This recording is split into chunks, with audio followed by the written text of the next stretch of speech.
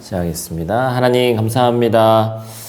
이 저녁에도 우리 사랑하는 남자님들 함께 모여서 귀한 말씀 나누게 하시며 감사를 드리고, 하나님의 말씀이 우리 인생을 끌어간다고 입으로는 얘기하지만 실제로 그 말씀에 비추어 살기가 쉽지 않은 우리의 삶인데, 이 시간 함께 나누는 귀한 말씀 가운데 성경의 말씀 그대로도 알아야 되지만 또한 성경의 배경을 알고 어떻게 해서 이것이 쓰여졌고 거기에 숨겨져 있는 또 하나님의 뜻이 무엇인지를 이 시간 함께 나누며 우리의 영적인 영안이 뜨이는 귀하고 복된 시간 될 수 있도록 하나님 도와주시옵소서. 이 시간 피곤치 않게 하시고 각자의 삶 가운데 최선을 다하고 온 우리 사랑하는 남자들 가운데 하나님의 말씀으로 생수로 귀한 생수의 강같이 흘러넘치며 귀하게 우리가 이 시간 고갈되는 것이 아니라 풍족하게 채워지는 귀하고 복된 시간 될 수 있도록 하나님 도와주시옵소서. 감사를 드리며 예수님의 이름으로 기도드립니다. 아멘.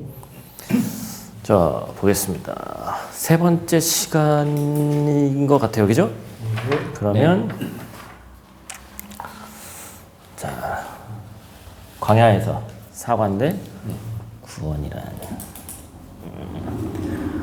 이제 저희 이거는 목사고시 볼 때 교단을 왜 나눠져 있을까? 좀 비판적으로 바라보는 사람도 많지만 뭐랄까 시험 문제에 나오는 거니까 비판적인 답을 원하는 건 아니겠죠. 그럼 도대체 하나님이 그런 또 솔직히 얘기하면 교단은 사람이 나눈 거죠. 하나님이 나누라고 하신 적은 없으니까. 왜 장로가 필요하고 왜 침례가 필요하고 왜 선교가 필요한지 인간은 알 수 없지만 그렇게 나눠진 가운데서 하나님이 그것을 통해서 사람의 성향도 다 다르듯이 이게 참 희한하게 뭐 담임 목사님과 그 구성원의 분위기에 따라서 변하는 경우도 많습니다만 교단에 따라서 어쨌든 조금씩 이게 분위기가 다 다르죠. 예를 들면 우리도 요즘에 희한하게 순복음 출신 이 집사님들이 좀 계신데 순복음 교회는 찬양할 때 박수 안 치고 예를 들면 기도할 때 방언 안 하면 그건 마치 기도가 아닌 것처럼 찬양이 아닌 것처럼 여겨지는 그게 있어요. 근데 장로교 좀 보수 쪽 뭐 고신 이런 데는 예전에 드럼도 없었고 그걸 갖다 놓으면 이제 장로님들과 몇몇 사람들이 이건 큰일 난다. 신성한 이 교회에서 이런 걸 할 수 없다. 타악을 할 수 없다. 이런 게 있었죠. 그래서 그럼에도 불구하고 어쨌든 저러한 상황이 인간이 나누는 것 같고 인간의 어떤 것으로 한 것 같지만 그 상황조차도 하나님이 각자에 맞게 쓰신다. 그렇죠? 그러면서 이단도 별의별 이단들이 다 생겨났습니다. 결국에는 이단으로 빠지지 않기 위해서는 우리가 하나님께서 각자에게 주신 것을 자유롭게 잘 활용하기는 하되 분별할 수 있는 성경 말씀을 우리가 잘 알아야 된다라는 것이죠. 출애굽 사건은 그래서 우리가 구원의 원형이라고 얘기를 합니다. 지금 여장년하고 한 주 지금 차이가 있어서 제가 여기서 이 얘기를 했는지 저기서 이 얘기를 했는지 정확히 기억은 안 나는데 성경을 읽을 때 아마 오늘 얘기인 것 같은데 어떠한 관점에서 읽느냐가 상당히 중요하거든요. 결국에 성경이라는 것은 최종적으로 구약도 그렇고 신약도 그렇고 마지막에는 그 어디를 향하고 있냐면 예수 그리스도, 그러니까 결국에는 구원의 최종 결정판과 같은 원형을 예를 들면 이삭의 사건을 바라보고 이삭만 보고 끝나는 것이 아니라 우리는 이삭 속에 숨겨져 있는 하나님의 예수님의 표본을 우리가 알 수 있는 거죠. 지난주에 했던 것 같아요. 그죠? 그리고 예를 들면 또 요셉. 요셉이 고난을 많이 당했구나. 총리로 올라갔구나. 그게 아니죠. 고난당한 종의 모습을 볼 수 있는 거예요. 출애굽 사건. 이집트에서 압제당했던 이스라엘 백성들이 한 300만 정도 된다는데 그 사람들이 그냥 홍해바다 뚫고 하나님의 기적을 베푸셔서 그냥 구원됐구나. 그게 아니라 이 구원의 사건이 결국에는 예수님의 구원의 모델을 하나님께서 하나씩 보여주신 사건이라는 거예요. 그래서 우리는 성경 말씀을 딱 읽을 때 오늘도 여장년들과 나누면서 제가 그 얘기 비슷한 얘기 잠깐 했는데 예를 들면 삼손 이제 뒷얘기에 또 나오거든요. 삼손 사사 얘기하다가 이제 나오겠죠. 다음 주에 나오는 얘기인데 삼손이 눈이 빠졌다.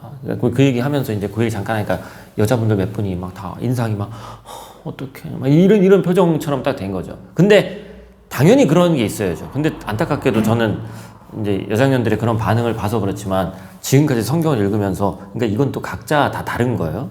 삼손 이야기를 보면서 어떻게 한 적은 한 번도 없는 것 같아.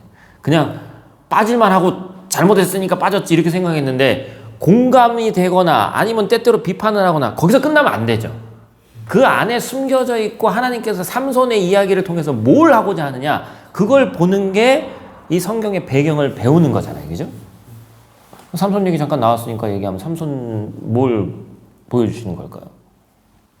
눈이 뽑혔다. 아, 잘못해서 눈이 뽑혔구나. 그게 아니라 이스라엘의 영적으로 어두운 상황을 하나님께서 보여주시는 거예요. 눈이 있어도 어차피 보지 못하고 눈이 없는 것처럼 보지 못하니까 그 상황을 보여주는 거거든요. 그래서 성경에 그런 표본과 원형이 되는 사건들이 많이 있더라는 거죠. 그래서 우리가 그것을 볼 수 있어야 됩니다.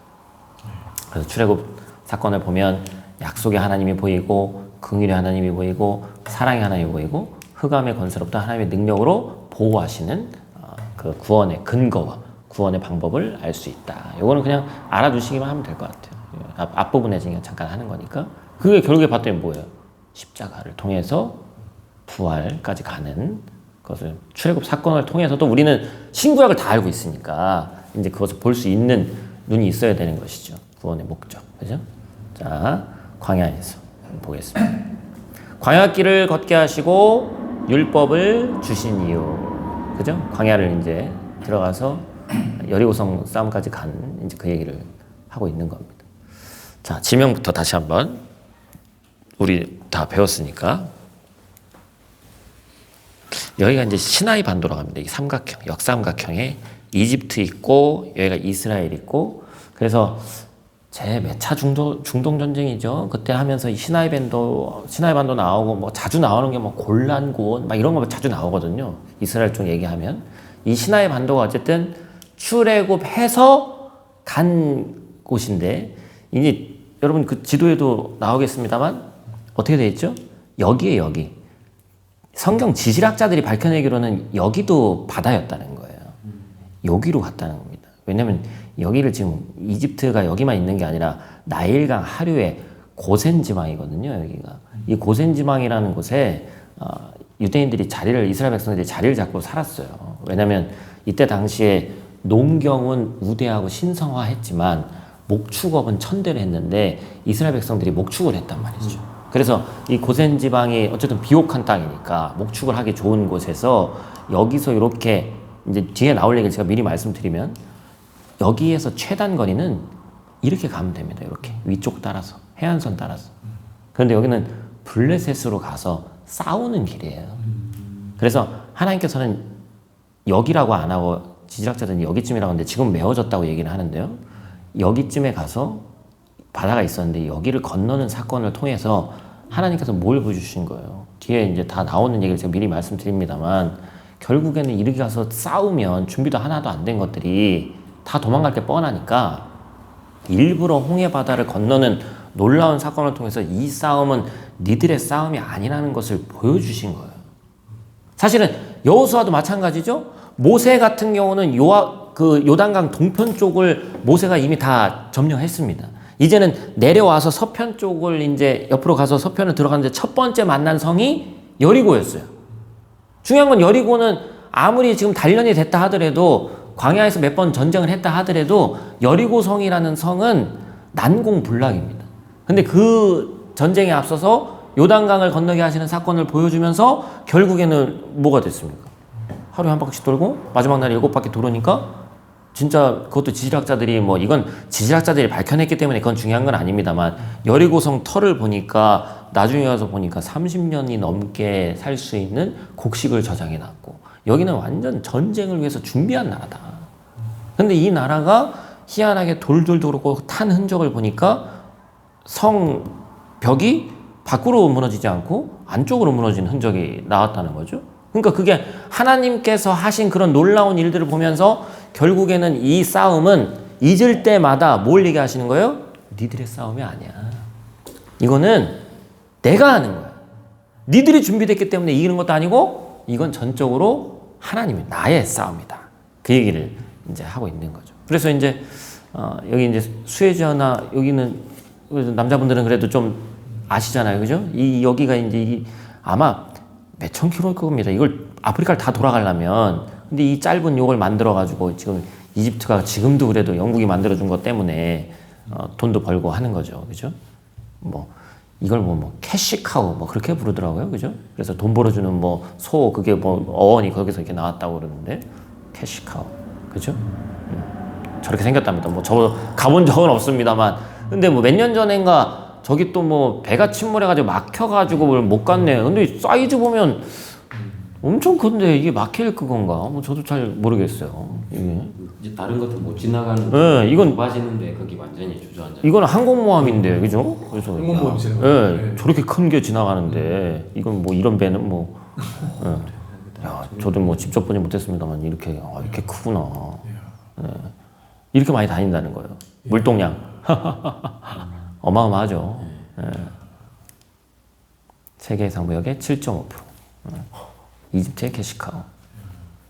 자, 그래서 지명은 그냥 대략적으로는 그냥 알아두셨으면 좋겠습니다. 뭐 우리가 모압이 어디 있고 암몬이 어디 있었고 이런 거 몰라도 상관없습니다만, 그래도 여기를 그냥 성경에 나올 때 바란 광야라고 한다 써 있죠. 네, 한 번만 더 쓰세요. 옆에 한 번만 더 연습하는 개념으로 오른쪽에 빈칸 있거든요. 거기다가 한번 쓰시면 좋을 것 같아요. 그 다음에 밑에가 이제 그 유명한 뭡니까? 신광야. 근데 그 밑에 이제 뭐가 있죠? 예, 신의 여기 지도에는 왜 안 나오나? 다음에 나오나? 제일 꼬투머리 하여튼 여기에 신의 산이 있는 거예요. 신의 산은 김성강 집사님은 선생님들하고 성지순례 거기를 갔다 오셨다고 하더라고요. 성지순례를 가신 거는 아니지만 선생님들하고 그쪽 이집트하고 이쪽 신의 산도 갔다 오시고. 아니 금시초문인데. 예, 다른. 잘 저한테 얘기하셨는데. 예전에 가신. 아니다. 작은 죄송합니다. 누나가? 고은정 집사님. 네, 누나. 고은정 집사님. 맞네요, 집사님. 죄송합니다. 남편이 모르게 거기를 갔다 오시기는 힘들지. 신의 산에 큰일 올라가면 뻔했습니다. 당신 신의 산에 올라가면 예. 중턱에서 성지순례 때 꼭 하는 게 있습니다. 라면 끓여 먹기를 꼭 한다. 신의 산에 거기서도요? 새벽같이 올라가야 된대요. 코스가 뭐 예를 들면 5시 출발 뭐 이런 거래요. 그래서 가서 한 8시쯤 돼가지고 라면을 끓여 먹는데 그렇게 맛있대요. 이건 이제 이거랑은 상관없지만 모든 성지순례 코스에 있는 그거래요. 그래요? 그래서 신의 산을 보면 이제 율법이 생각이 나야 되는데 라면이 생각이 나는 거예요. 저는 가보진 않았지만. 그래서 신의 산 중요하고, 아말렉과의 전투는 이제 거의 스타트로 끊죠. 이 아말렉의 전투 뭐였습니까? 팔, 그렇죠? 그래가지고 아론과 그죠? 훌이 받치고 있고, 내려가면 지고, 팔이 들고 있으면 전쟁에서 이기고, 그 싸움, 그죠? 그다음 에돔, 모압, 암몬 순입니다. 이렇게 요 지리를 요 정도는 좀 알아두시면 좋을 것 같아요. 그래서 이제 해보시면 되고, 이건 이제 했으니까 넘어가고. 그래서 일로 가는 게 최단 거리예요. 군사도로 싸우러 가는 길이죠. 근데 싸울 준비가 안 돼 있어, 이 사람들은. 그래서 또 다른 길도 있습니다. 이렇게. 그런데 이렇게 가다가 이렇게 갈 수도 있는데, 길이 있는데 굳이 이렇게 내려가지고 여기 들려서 여기서 1년 살고, 그죠? 그렇게 하나님이 일부러 만드신단 말이에요. 상인력, 군력. 어디로 가냐? 이렇게 또 여기쯤에서 이집트군이 수장됐다라고 성서 지리학자들이 밝혀낸 내용이에요. 얼마 전에 뭐 유튜브를 봤더니 홍해바다 안에서 무슨 높이 봉그 솟아오르는 지리가 발견이 됐다. 제가 볼 땐 좀 그건 좀 아닌 것 같고. 마라 사건, 그죠? 엘림 다 들어보신 데잖아요, 그죠? 엘림은 뭐 교회에 있는 카페 이름은 다 엘림이요. 오아시스, 그죠? 그다음 아말렉과의 전투. 이 아말렉 여기까지 내려와서 전쟁했던 그 아말렉 족속입니다. 그다음에 여기서 2개월밖에 안 걸렸는데, 그죠? 여기서 1년간 머물면서 있었고. 그럼 왜 이렇게 하나님 돌아가게 하셨냐. 그죠? 예. 이건 제가 이제 넣어놓은 건데, 이거는 뭐 그냥 조금 더 디테일하게 해놓은 거예요. 이거 그냥 아까 비슷한 건데, 이렇게 올라갔다. 이렇게 해서 백 해가지고. 이 가데스 바네아 이름은 좀 기억해 놓으시면 좋을 것 같아요. 여기서 이제 모세에게 반기를 들죠. 그래가지고 이제 니들은 다 그냥 죽어야 돼. 그랬는데 모세가 살려주십시오. 하나님 이렇게 하시면 첫째 애굽에 있는 놈들이 뭐라고 하겠습니까? 굳이 끌고 나가시고 다 죽였다고 그러지 않겠습니까? 이제 그런 얘기들 하면서 한 게 이제 반역의 장소 가데스 바네아, 그죠? 그 다음에 여기서 이제 그 전에가 이제 정탐꾼을 보낸 사건이죠. 그래서 이제 가가지고 10명은 부정적으로 얘기하고, 그죠? 여호수아와 갈렙은 긍정적으로 얘기를 해서 결국에는 그 긍정적으로 얘기한 말을 듣지 않고 부정의 기운이 2명만 있어도 사실 10명 이기거든요. 근데 거꾸로 부정이 10명이니까 이건 이길 수가 없죠. 그래서 결국에는 이 반란이 일어난 그곳입니다. 그래서 역병 돌고 막 뭐 아마 몇만 명 또 죽고 막 그런 일이 벌어졌었죠. 이건 이제 나중에 한참 뒤에 모세의 죽음이 이제 여기에서 여러 이쪽은 여기 요단강 동편 쪽은 모세가 다 처리했었죠. 그 다음에 이제 넘어가면서 이제 여호수아 시대가 이제 시작이 되는 겁니다. 네. 10가지 재앙 같은 경우는 이제 저는 뭐 앞자만 따서 다 외웠습니다. 피게이파, 악독 우매 어장 해가지고 이제 10가지 재앙, 그죠? 이제 그래서 시작하는 거. 이렇게 위치가 지도상으로 이렇게 간다. 그걸 좀 알아두시면 좋을 것 같아요. 네. 됐고.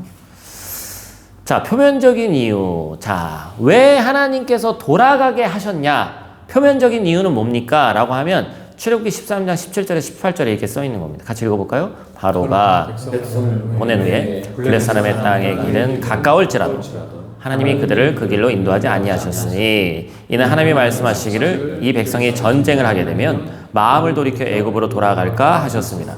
그러므로 하나님이 홍해의 광야길로 돌려. 그렇죠? 이게 표면적인 이유입니다. 그런데 근본적인 이유는 뭐냐? 하나님께서 다 목적이 또 있으신 거예요. 그냥 헛되이 보내는 시간을 만들지 않으신 거죠. 읽어볼까요? 내 하나님 여호와께서 이 40년 동안에 내게 광야길을 걷게 하신 것을 기억하라. 이는 너를 낮추시며 너를 시험하사 내 마음이 어떠한지 그 명령을 지키는지 지키지 않는지 알려 하심이라. 시험을 통해서 더 귀한 것을 알게 하시고 하나님께서 더 귀한 것으로 채우게 하셨다라는 것이죠. 이 왕의 대로가 이제 이 족장길이고 소돔과 고모라는 여기 이제 이 사해 이쪽에 이제 밑에 쪽에 있을 거라고 이제 얘기를 합니다. 이건 이제 지리적인 거 잠깐 얘기하는 거고 소돔과 고모라 사건은 뭐 우리가 알고 있는 거니까. 아브라함 하면 생각나는 게 모리아산. 누구를 드린 거죠? 응? 이삭을 드리는데 결국에 불임의 사건을 통해서 모리아산 사건을 통해서 하나님이 더 좋은 것으로 채우셨고, 그죠? 이삭하면 부엘세바는 이삭은 아브라함이 이미 파놓은 우물이 있는데 그 우물 사건을 통해서 돌아다니면서 그쪽에 있던 사람들하고 싸워요. 소유권을 놓고. 그런데 그 소유권을 놓고 이제 싸우다가 어떻게 보면 밀린 이삭이 부엘세바라는 곳에 가서서 하나님한테 엎드리죠. 그랬더니 아브라함에게 똑같이 하셨던 얘기를 땅과 자손에 대한 얘기를 똑같이 약속하시죠. 그게 이제 이삭, 부엘세바 사건입니다.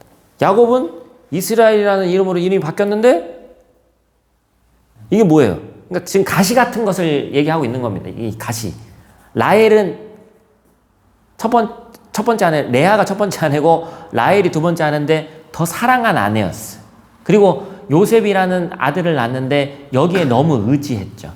근데 그 의지하는 라헬이 나중에는 베냐민 낳고 죽고 그 다음에 요셉은 심지어 팔려가고 하나님께서 다 갖고 있는 것을 다 뺏어간 이후에 야곱을 더 크게 쓰시고 그 연단과 시험 가운데 이스라엘의 민족의 기초가 되는 사람으로 세우셨단 말이에요. 지금 그것을 계속 강조하고 있는 겁니다. 요셉도 뭐 요셉 너무나도 잘 알고 있으니까 요셉의 가시와 같던 사건이 뭐였냐? 구덩이, 감옥, 더 이상 희망이 보이지 않는 것. 팔려갈 때, 그렇죠?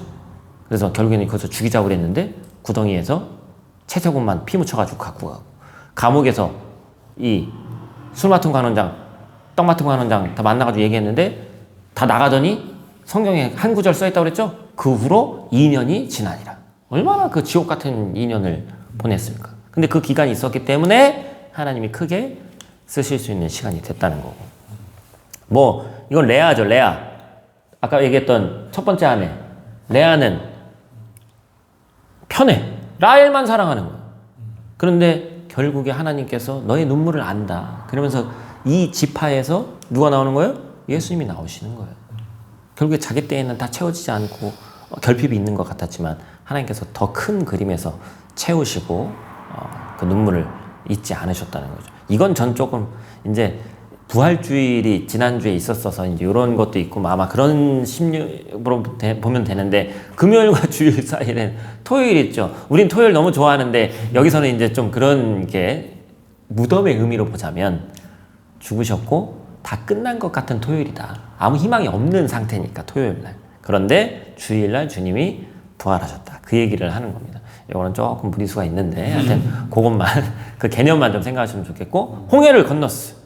가나안으로 들어가는데 그럼 뭐가 이 가시와 같은 상황이냐? 광야길이 있었기 때문에 가나안이 있었다는 거예요. 그렇죠? 계속 이 성경 뭐 몇 번씩 계속해서 이런 건 반복할 수 있습니다. 성경에 나오는 것들. 자, 이러한 하나님의 목적을 거룩이라고 합니다. 거룩은 문자적으로 풀었으면 구별된 거죠. 왜? 세상과 너희는 다르다. 이것이 무슨 이스라엘 백성 마냥 무조건 선민의식만 가지라는 얘기가 아닙니다. 난 너와 달라. 이게 아니라 왜 하나님께서 믿는 자에게 시험을 허락하시고 고난을 허락하시는가. 거기에 대한 목적을 우리가 분명히 기억해야 되는 것이죠. 자, 이제 필사는 뭐 그냥 필사 해보시면 될 것 같고요. 넘어가겠습니다. 이번 주 필사가 굉장히 많은데. 네, 이번 주게 조금. 네.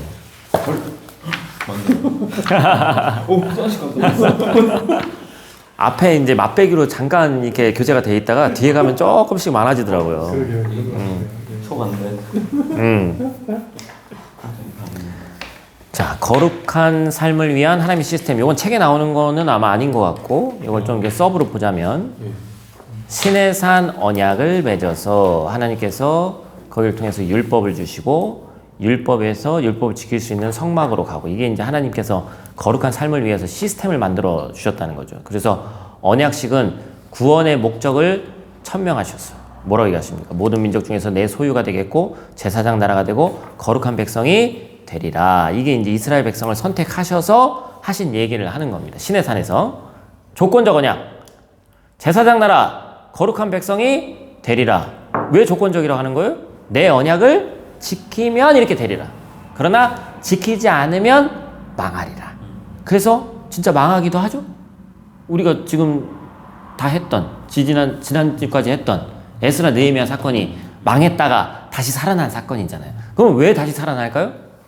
하나님께서는 다윗에게는 뒤에 가면 영원한 약속을 하시죠. 네 보좌가, 네 왕권이 영원히 유지되겠다. 그래서 그 약속을 지키세요, 못 지키세요? 지키시죠. 누구를 통해서? 예수 그리스도를 통해서. 왜냐하면 다윗의 자손으로 예수님이 오시니까. 그렇죠? 자, 거룩한 백성이 되는 길을 제시하셨다. 내 언약, 율법을 지켜라. 도덕법, 의식법, 시민법 이런 것들이 있습니다. 그런데 율법의 가장 큰 개념은, 그러니까 우리는 지금 신약 성경을 알고 있는 사람들이라 문제가 있어요. 뭐에 대한 문제가 있어요? 율법에 대해서 너무 부정적으로 생각하는 거예요. 근데 율법이 처음 만들어졌을 때는 그런 개념이 아니에요. 율법이라는 것 자체는 인간이 생각도 할 수 없는 법을 하나님께서 이것을 만드시면서 왜 만드셨냐? 하나님 사랑과 이웃 사랑으로 어쨌든 10계명 같은 것도 보면 딱 나눠지잖아요. 4계명까지는 하나님 사랑, 5계명부터는 이웃 사랑으로 나눠진단 말이에요. 이런 게 인간이 생각할 수 없는 법을 하나님께서 만드시면서, 예를 들면 뭐 이웃 사랑 같은 경우는 대표적으로 뭐였어요? 그 율법 같은 거 보면 옛날에 이혼하는 그 법이 있습니다. 옛날 같으면 여자들의 여건이 전혀 없기 때문에 그냥 버림받아도 될 것 같은데, 고아와 과부, 이혼도 그냥 하면 안 되고 디테일하게 율법이 만들어졌단 말이에요. 그런데 항상 문제는 뭐죠? 그 율법을 해석하고 첨언하는 이 율법 학자들이 문제인 거예요. 그래서 이스라엘 그 성지순례에 갔다 온 분들은, 요즘도 그런지는 제가 잘 모르겠습니다만, 호텔 가면 안식일에만 쓰는 엘리베이터가 따로 있다고 그러죠. 버튼을 안 누르고 프라이어 집사님 왜 지가 계속 올라가는 거 있잖아요. 사람이 쏙 타야 되는 거. 그런 건지는 모르겠습니다만 그런 형태로 타는 게 있다는 거예요. 왜 그래요? 매칭 쓴다 그러더라고요. 일이니까. 네. 그러니까 결국에는 그런 율법을 만들어낸 거 얼마나 어처구니 없는 거예요. 결국에는 하나님은 그런 마음을 주신 적이 없어. 근데 해석한 사람들, 이 문제가 있는 거죠. 회복의 길을 그래서 성막으로 열어주셨다. 이건 이제 성막이라보다는 성전인데 성막은 텐트여야지. 레위 지파기죠? 주의 둔민과 우림이 주의 경건한 자에게 있도다. 주의 법도를 야곱에게 주의 율법을 이스라엘에게 가르치며 주 앞에 분향하고 온전한 번제를 주의 제단 위에 드리로다. 선택된 유대인이 선택됐지만 그 중에서 또 선별해내서 하나님한테 예배를 통해서 회복할 수 있는 길을 열어주셨다는 거예요. 그죠? 자, 왕이신 하나님이 통치하는 나라다. 그래서 결국에 이스라엘은 한참 제일 늦게 왕이 생기긴 했지만 결국에 왕이 있는 나라였습니까? 없는 나라였습니까? 왕이 있는 나라예요. 하나님께서 직접적으로 왕이 되셔서 통치하는 나라란 말이에요. 근데 그것들을 망각하고 나중에 가서 뭐라고 해요? 우리 왕이 없어서 이렇습니다. 왕이 없어서 블레셋에서 맨날 지는 거예요. 그렇게 핑계를 대는 거죠. 근데 그게 아니죠. 이 나라는 왕이 원래부터 있던 나라예요. 그죠? 거기에 모로, 피로 이것을 다 덮는 제사의 방법. 뭐 이걸 가지고 왜 그렇게 뭐 어린 양을 다 뭐 불쌍한데 그걸 잡아가지고 그렇게 했습니까? 그건 요즘 우리의 머리인 거예요. 이때 당시에는 이게 아주 노멀한 제사의 방법이고 당연스럽게 하는 방법이었어요. 그 방법을 통해서 피로 인해서 정결하게 되는 것을. 그래서 학자들이 얘기하잖아요. 진짜 찐으로 처음 나왔을 때 제사 드릴 때 레위인들이 각 뜨고 막 하면 막 피 튀고 막 했겠죠? 그럼 어떻게 되는 거예요? 그 옆에 드린 사람이 직접 같이 그 일을 돕고 서 있는 거예요. 그러면서 같이 그 몸에 피가 튀면서 내 죄가 지금 생각하면 징그러운 일이라고 생각할 수 있지만 그때 당시에는 그것을 다 몸소 보면서 우리가 마치 요즘에 그 부활주일 같은 때 저는 좀 애들도 있고 하니까 잘 안 틉니다만 패션 오브 크라이스트 보시면 얼마나 잔인하게 그려져 있습니까?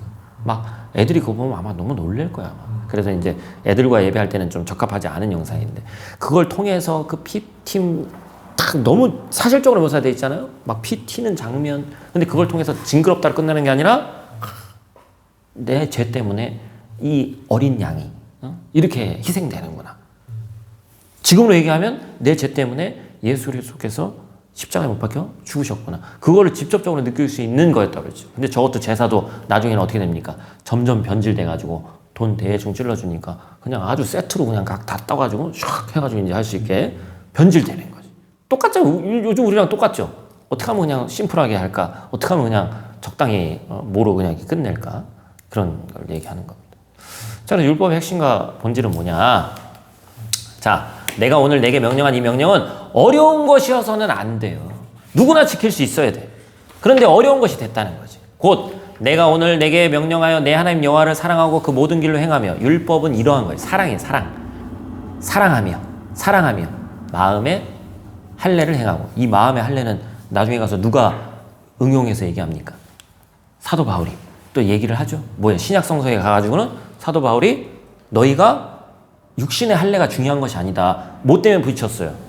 사도 바울이 유대인 공동체가 있는데 유대인들은 다 할례를 받았단 말이에요.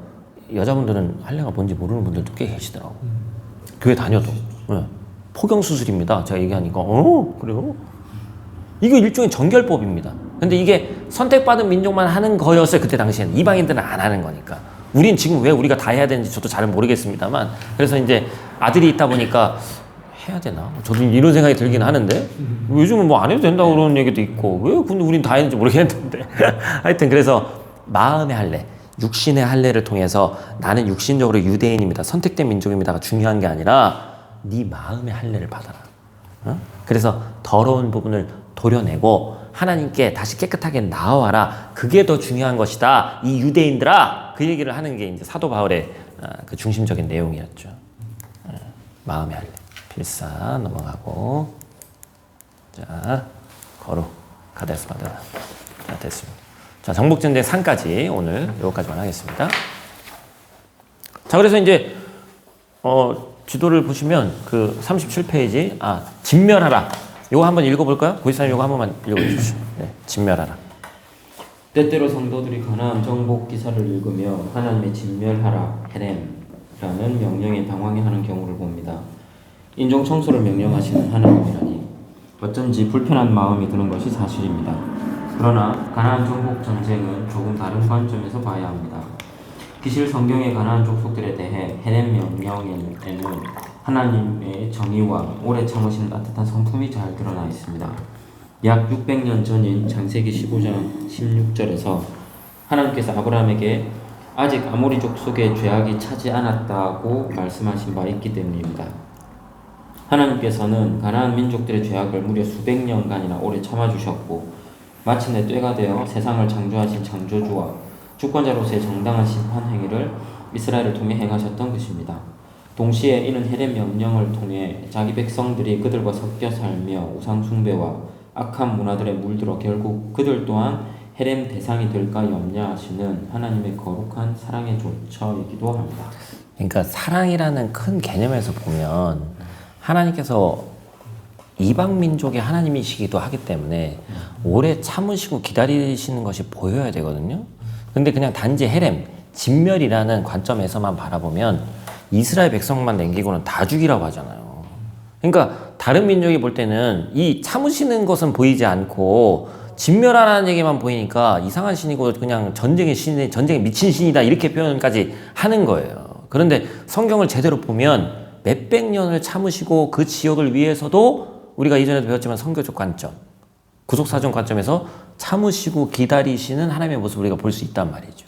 그러면서도 이제 어찌 보면 때가 찬 거죠. 이 때가. 왜냐면 그들은 기다려주고 해도 이 쉽지 않기 때문에 결국엔 때가 찬 거예요. 심판의 때가 찼습니다. 자,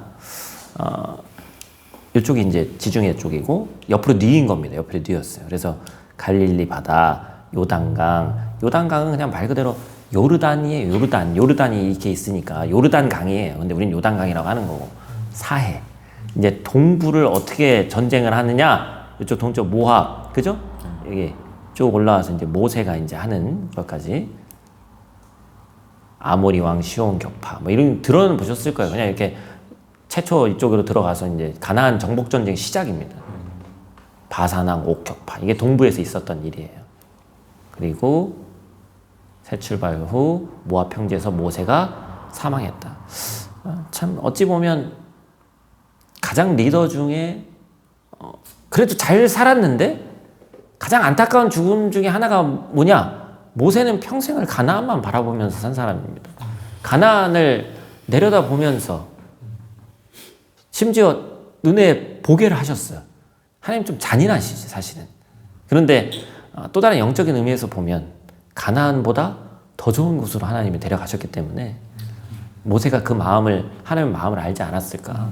그래서 성경에서 모세가 막 왜 그러시냐고 그런 얘기 하나 없이 그것을 받아들이죠. 그러면서 최후에 설교하면서 리더십이 자연스럽게 여호수아에게 이제 전이 되는 것을 우리가 보게 됩니다. 리더십이 교체됐죠. 그리고 하나님의 입주계 가나안을 어떻게 입주하게 하시냐. 이스라엘 북부라는데 살림이 상당히 좋죠. 그러네요. 네, 참 성지순례는 좀 가보지는 않아가지고 북부 쪽은 또 이렇게 비옥한가 봐요. 다 이렇게 약간 광야 같고 막 그런 줄만 알았더니 그게 아닌 모양. 우리나라인 줄 알았어요. 네. 자, 내 자손은 앞에 읽은 내용이었죠. 아모리 족속의 죄악이 아직 가득 차지 않았다. 결국에 가나안 땅의 풍속과 규례도 행하지 말고 온갖 음란한 죄악이 가나안에 가득 찼기 때문에 가나안을 아무 밑도 끝도 없이 이스라엘 백성이 그냥 쳐들어간 게 아니라 하나님께서 가나안을 또 치는 도구로, 그리고 그 전에 이스라엘은 준비하면서 이 때가 맞아들여서 가나안 정복 전쟁이 시작이 되는 겁니다. 이건 이제 아마 몰렉신일 거예요. 인신제사 하는 거죠. 얼마나 이 타락하고 이 역사적 자료가 막 그림으로도 남아있고 그래요. 참 잔인하고 참 인간으로서 할 수 없는 짓을 그 정도로 니들은 진짜 진멸돼야 될 때가 왔구나. 그죠? 땅도 토해놨다. 그런 기록도 있습니다. 헤렘, 하나님의 심판, 진멸. 그죠? 그럼 경제계획은 뭐냐? 가나안 들어갔을 때. 자, 1, 4학년의 소득은 하나님께, 4년 차는 레위인에게, 5년 차부터는 자신에게. 완전 거꾸로죠? 그렇게 만드셨습니다. 결국에 먹이시고 입히시는 것도 하나님이 하신다는 얘기예요. 그죠? 그 다음 통치계 율법에서 레위인을 통해서 대제사장을 위해서 남은 것 남은 것은 뒤에 나오겠네요. 믿음의 순종이다. 순종해서 그 말씀을 믿고 가나안으로 담대히 들어가면 역사가 보이고 일어나겠죠? 이제 그 얘기를 하는 거죠. 결국에 순종하면 승리한다. 동부에서 이제 위에 있다가 동편 점령했다가 모세 지휘에서 있다가 이제는 리더십이 교체되고 여리고성으로 이제 들어가는 사건이 나오는 겁니다. 책으로 보면 어딜까요? 거기는 아니고 그냥 심플하게 나와 있죠. 네, 동부 끝나고 동부 끝나고 중부. 네. 네네. 중부를 한번 김영집 집사님 한번 읽어주세요. 중부 지역의 첫 전투는 중부의 대문이라 칭하는 큰 성 여리고에서 벌어졌습니다. 하나님께서는 전쟁에 앞서 이스라엘에게 세 가지를 요구하셨습니다. 첫째, 모든 장정들이 할례를 할 것, 행할 것. 둘째, 유월절을 지킬 것. 셋째, 여리고 성 함락을 위해 무관으로 성을 7바퀴 돌 것.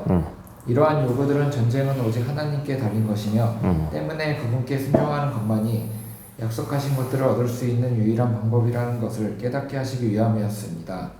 그에 순종한 이스라엘은 마침내 여리고성을 무너뜨릴 수 있었고 뒤이은 아이성 전투까지 승리할 수 있었습니다. 여리고성 하면은 누가 생각이 나죠? 기생 라합. 그죠? 라합이 뭐라고 얘기합니까? 제가 성경 그 말이 정확히 문자적으로 기억나지 않지만 니들 소문을 듣고 오금이 저리고 상천하지의 하나님에 대해서 내가 들었는데 그러니까 이게 이 선교적 관점이고 이방 민족을 구원하기 위한 것이 아니라고 할 수 없는 이유 중에 하나가 이때 당시에 인터넷이 있고 뭐 한 그런 시대도 아니지만 입에서 입으로 전하는 소문에 그 얘기만 듣고 하나님 믿는 이방 자손들이 생겨났다는 거예요. 그러면 기생 라합의 사건을 통해서는 뭘 볼 수 있죠? 비록 소수긴 하지만 그럼에도 불구하고 하나님의 말씀을 듣고 이방 민족들 들으면 그들도 구원된다. 그렇죠? 결국에는 그래서 이 여리고성 들어가기 전에 가장 대표적으로 하지 말아야 될 건 뭘 하는 거예요? 할례는 진짜 이건 선 넘은 거예요. 왜냐면 그 사건을 알고 남자들이 싸울 수 있는 전투 능력이 없기 때문에 쳐들어오면 끝나는 겁니다. 사실 여리고하고 이스라엘은 싸움이 전력으로 보면 되지 않죠. 굳이 따지면 이게 역사적으로 사실인지 아닌지 저도 모르겠지만 여기는 지금 거의 청동기고 여기는 거의 철기를 갖고 있는 민족이에요. 이 싸움은 될 수 있는 싸움이 아닙니다. 그런데 하나님한테 그냥 항복하라는 거죠. 할례하라는 거는 그냥 항복하라는 거예요. 맡기라는 거예요. 그죠? 그러면서 이제 요단강 건너갈 때 여기 제가 장면이 나오는지 안 나오는지 헷갈립니다만 어떻게 하죠? 아마 나오는 것 같아. 이건 여리고성이 이렇게 나왔다는 거 유적이 나와서 이제 이중창으로 되어 있는 여기는 이제 잘 사는 사람들 여기가 이제 그래서 왜 그 성경에도 여호수아 말씀 보면 라합 기생 라합이 이 성벽 쪽에 살았다는 얘기가 나오거든요. 그럼 이런 데 아마 붙어서 살았다 뭐 이런 얘기인 것 같아요. 제가 볼 때는 이렇게 터가 나오고 사이즈도 나오고 했다는 걸 본 적이 있습니다. 그죠? 네. 터가 나오는 거예요. 유적이 발견이 됐죠. 네. 하나님의 전력은. 이거. 자, 언약궤가 요단강 건너야 되는데 요즘 요단강 가면 수량이 많이 줄었대요. 그래가지고 1000이네, 1000. 근데 이제 요단강 상류 쪽 가면은 옛날에는 그런 흔적이 더 훨씬 넓게 있었다. 그래서 이 홍해 갈라지듯이 홍해는 출애굽 1세대 그리고 어린이 세대들이 그걸 봤잖아요. 근데 이건 다른 세대거든요, 사실. 하나님이 이 기적을 본 적이 없어요, 별로. 그렇기 때문에 이제는 언약궤라는 하나님의 임재의 상징이죠. 임재의 상징이 먼저 갑니다. 그리고 어떻게 되죠? 건너라! 하고 언약궤는 빠지는 게 아니라 언약궤는 다 건널 때까지 여기 있어. 그리고 나서 다 건너간 다음에 언약궤가 마지막으로 나가니까 다시 물이 흘렀다. 하나님이 밀려오는 파도와 홍수 가운데 하나님이 싸우시기 때문에 너희들의 든든한 방파제가 되어주시고 하나님이 막으시는 그 싸움을 너희들이 하게 될 것이다. 그걸 눈으로 보여준 사건이죠. 그렇죠? 그게 이제 끝까지 하나님의 임재.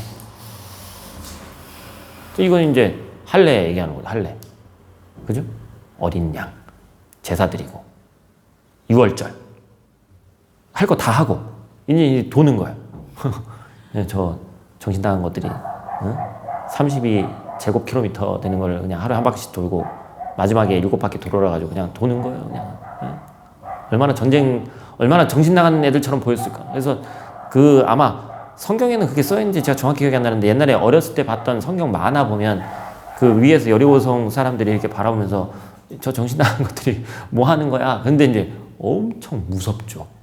왜냐면 한 번 듣도 보도 못하는 것들을 이 몇백만 되는 애들이 저걸 돌고 있으니 참 너무 어이가 없는 거죠. 그죠? 누구의 전쟁인지를 보여주셨고 순종할 때 승리할 수 있음을 보여주셨다. 그런데 이걸 승리하고 이제 제가 외울 땐 그렇게 외웠어요. 여리고성 다음에 무슨 성이죠? 아이성 싸움이 나옵니다. 아이같이 작다고 해서 아이성이라고 제가 그때 외웠는데 진짜 그런 건 아니고 그런데 아이성 싸움에는 묻지도 따지지도 않고 여기서 승리에 도취돼가지고 그냥 쳐들어갔다가 그냥 쫄딱 망하죠. 그렇죠? 아이성 나오네. 아이성. 여기서 이 PPT 상에는 졌다가 다시 들어갔다 뭐 그 얘기는 안 나오고 세겜까지 가는 것. 자, 세겜까지 이르러서는 이제 두 산이 나옵니다. 이제 여기서 이제 여호수아가 나중에 여기를 또 돌아와서 마지막 고별 설교를 하게 되거든요. 자, 에발산이라는 곳이 있고 그건 영적인 의미에서 불순종과 저주를 상징하는 곳이에요. 그리고 그리심산 들어보셨을 거예요. 그죠? 그리심산은 순종과 축복을 상징하는 것입니다. 그래서 여호수아가 절반은 그리심산 앞에 절반은 에발산 앞에 섰으니 이는 전에 여호와의 종 모세가 이스라엘 백성의 축복하러 명령한 대로 여호수아가 율법책에 기록된 모든 것대로 축복과 저주하는 율법의 모든 말씀을 낭독하였으니. 그래서 나중에 가면 이 여호수아가 마지막 고별 설교하면서 나와 우리 가문은 여호와 하나님을 택했다. 너희들은 어디에 설지 결정해라. 에발산이냐 그리심산이냐. 그래서 그랬더니 이제 많은 사람들이 우리는 하나님의 편에 그리심산 쪽에 당신의 명령에 따르겠습니다. 이제 그 사건이 나오죠. 그죠? 여기 나오는 사건이고 여호와를 경외하면 이 얘기 오직 나와 내 집은 여호와를 섬기겠노라. 이제 그 사건이 나오는 게 세겜 땅입니다. 세겜 땅. 네, 여기까지. 오늘은 여기까지 하겠습니다.